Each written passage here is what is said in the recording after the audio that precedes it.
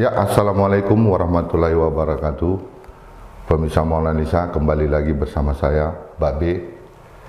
Hari ini kita akan membahas tentang aset Kabupaten Simalungun, yaitu aset bergerak dan aset tidak bergerak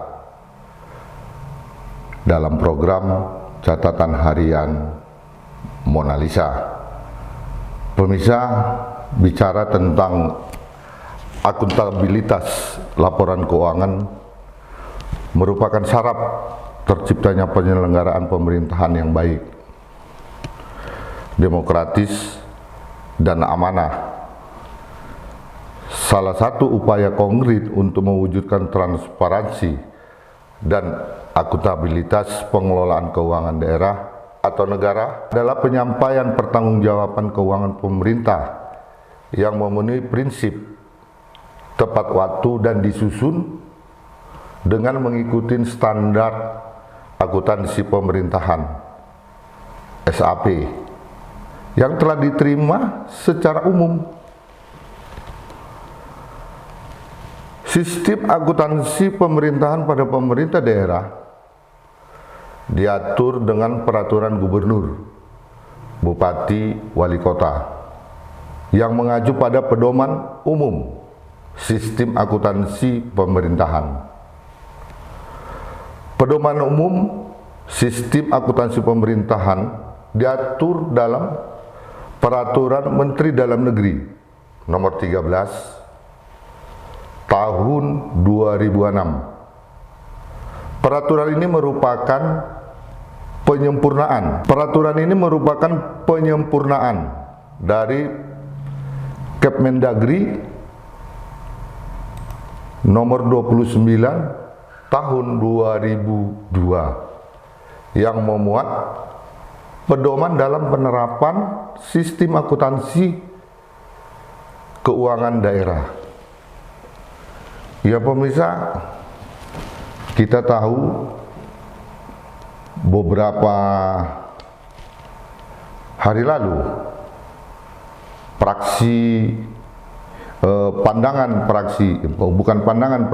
pendapat akhir praksi ada poin tentang penataan aset, dan penataan aset ini sampai saat ini masih carut marut, dan itu terbukti BPK-RI memberi opini disclaimer tentang penataan aset. Tidak tanggung-tanggung pemirsa. Kabupaten Simalungun dalam setiap pekerjaan proyek diduga tidak terdaftar di akuntansi atau neraca keuangan Pemkab Simalungun. Dan pemirsa mungkin pemerintah Kabupaten Simalungun tidak memiliki neraca keuangan atau dalam artian neraca penataan aset Pemkab Simalungun yang bergerak ataupun tidak bergerak. Pemirsa, hari ini kita akan membahas tentang persoalan penataan aset yang sampai sekarang diduga banyak aset-aset Kabupaten Simalungun yang mungkin tidak terdaftar atau tidak memiliki neraca keuangan yang seharusnya dilakukan oleh pemerintah Kabupaten Simalungun. Kita di sini akan menyampaikan pendapat akhir praksi kemarin. Selain penataan soal aset, juga soal pendapatan asli daerah yang menurut pendapat mereka tidak sesuai hasilnya. Kami hari ini ingin mencoba melakukan komunikasi dengan pemirsa. Seperti apa sih aset yang ada di Kabupaten Simalungun? Wah, cukup banyak pemirsa. Contoh seperti yang di Kota Pematang Siantar. Banyak aset-aset di Pematang Siantar itu saat ini posisinya kita tidak tahu apakah ini di pihak ketiga kan atau tidak. Tapi yang kita tahu dan pernah kita investigasi hanya beberapa aset yang di pihak ketiga kan, tapi menurut informasi aset-aset tersebut itu akan dikaji ulang kembali. Namun sampai saat ini pemirsa belum dilakukan juga, dan kita akan membahas juga tentang kinerja daripada Bupati Simalungun Radiapu Hasiulan Sinaga dan wakilnya Joni Waldi. Sudah seperti apa mereka lakukan dalam program 100 hari kerja ini, karena beliau pernah menyampaikan di gedung DPRD program 100 hari adalah membangkitkan ekonomi masyarakat melalui dunia pariwisata. Apakah itu sudah berjalan atau belum? Pemirsa,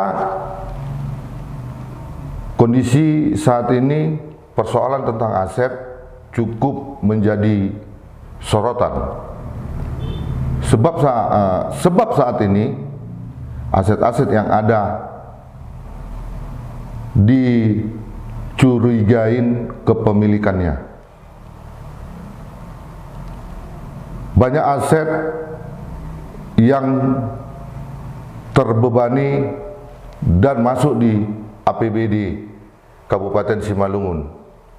Salah satu contohnya adalah seperti untuk perawatan air listrik dan honor untuk penjaga daripada aset tersebut.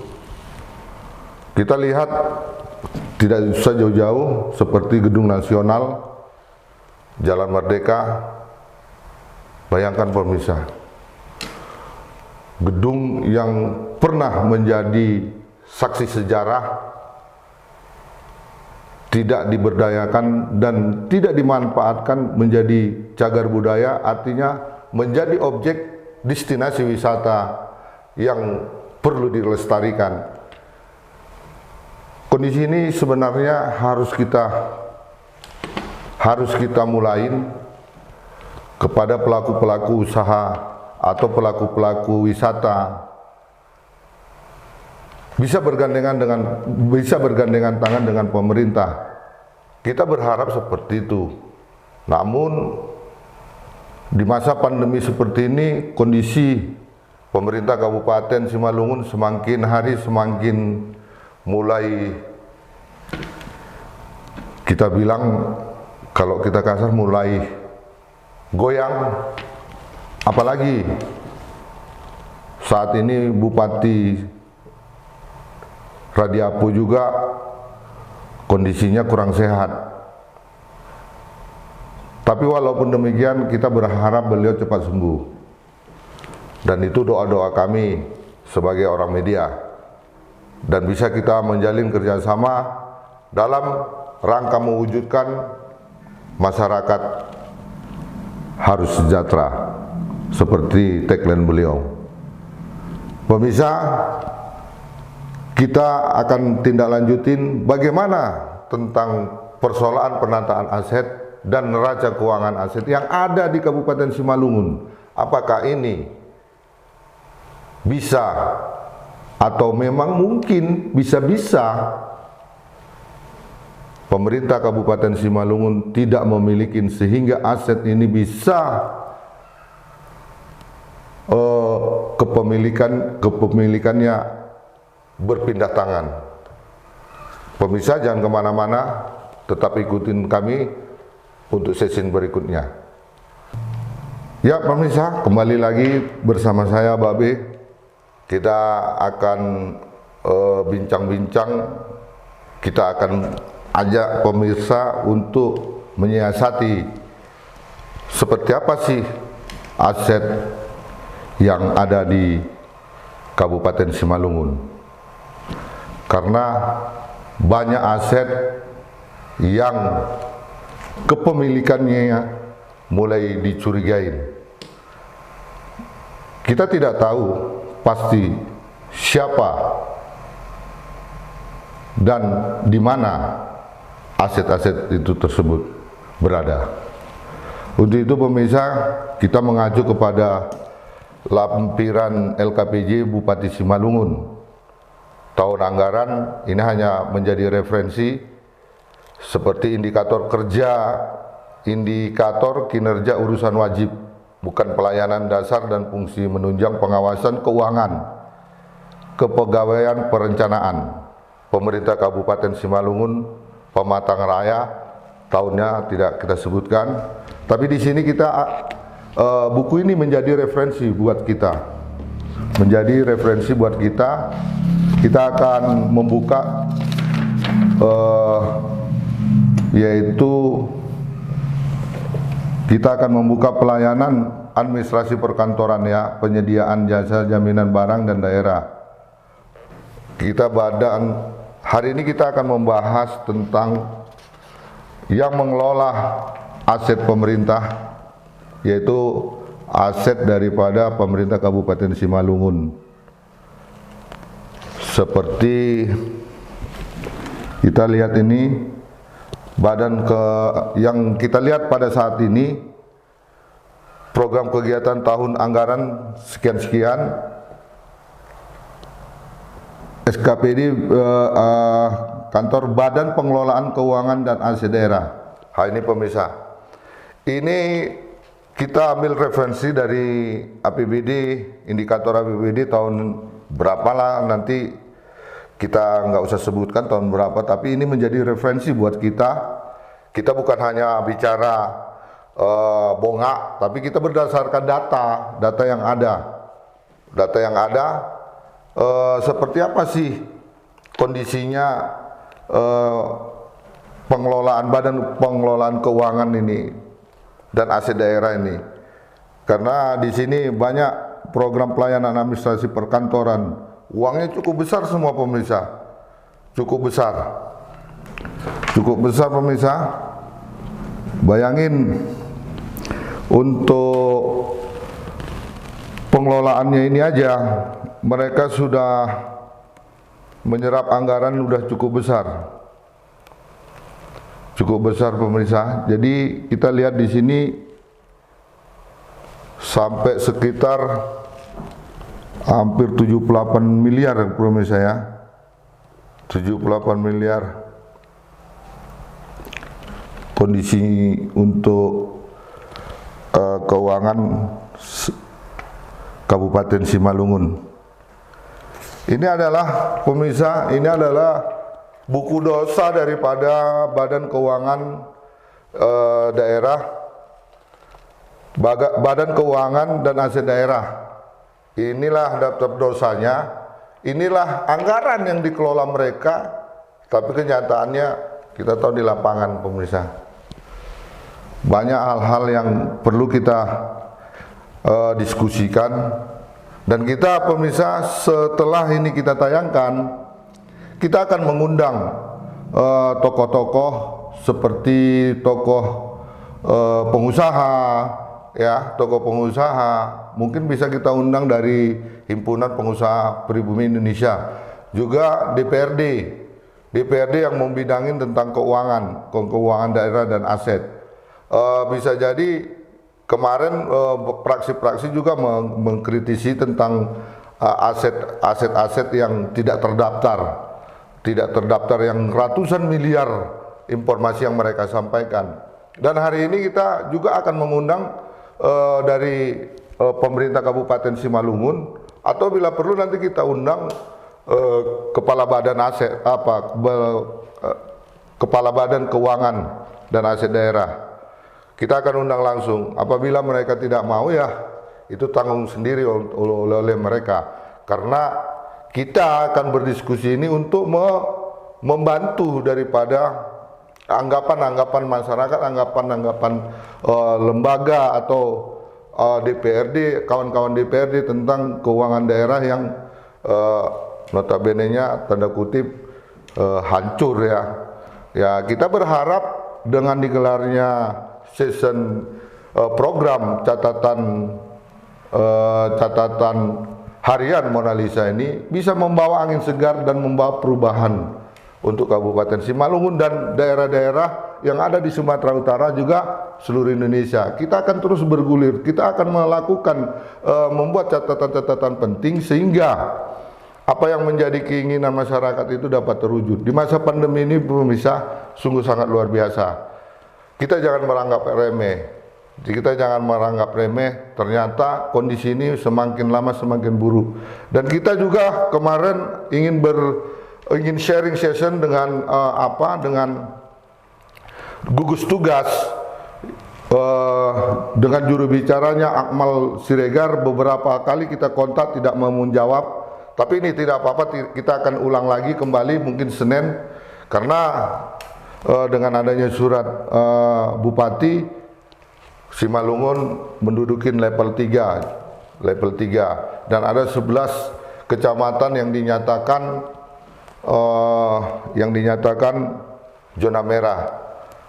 Tapi pemirsa, kita kembali lagi dengan pembahasan kita itu tadi sebagai gambaran-gambaran artinya yang akan kita lakukan untuk kedepannya. Inilah salah satu buku yang menjadi catatan penting dan referensi kita.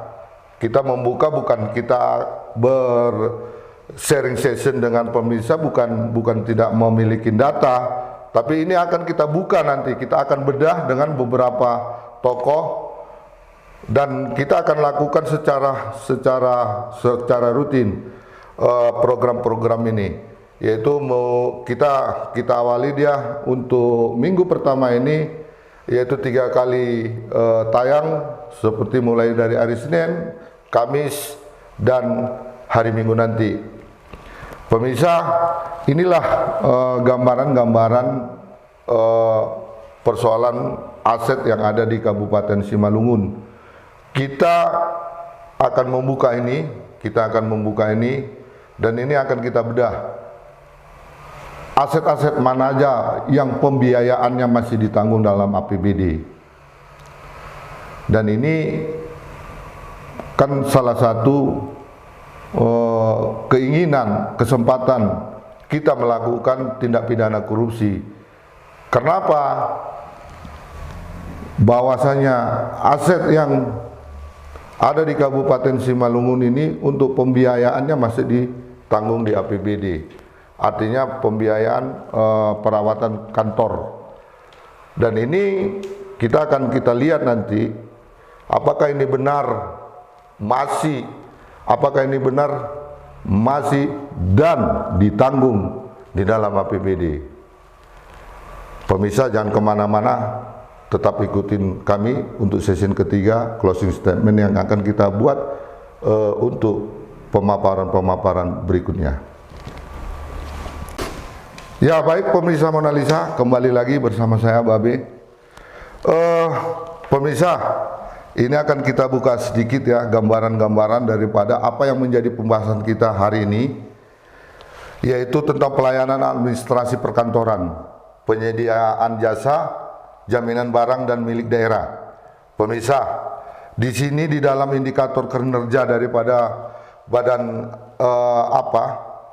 Dinas Pengelolaan Keuangan dan Aset Daerah Kabupaten Simalungun, ada disebutkan di sini nomenklaturnya, tersedianya dana untuk asuransi barang milik daerah sebesar 100 juta. Pemirsa, bayangin untuk asuransi 100 juta.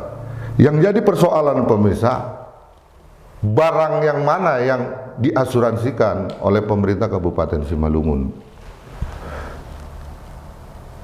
Dan ini informasinya untuk kendaraan dinas. Kita nggak tahu yang mana kendaraan dinas yang mana untuk diasuransikan.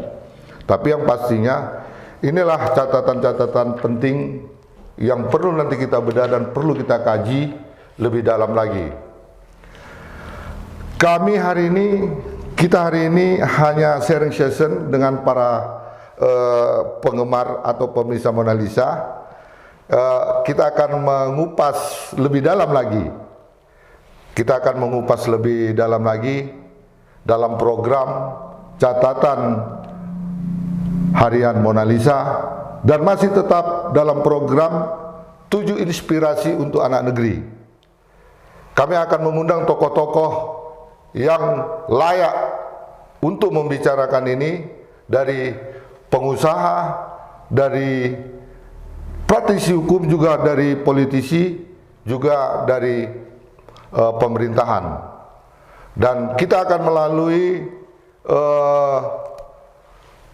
pihak BPON untuk konfirmasi resmi agar ini bisa ditayangkan secara tunda. 7 inspirasi untuk anak negeri adalah program spektakuler Mona Lisa TV. Jangan kemana-mana, ikutin terus kami. Akhirul kalam, assalamualaikum warahmatullahi wabarakatuh.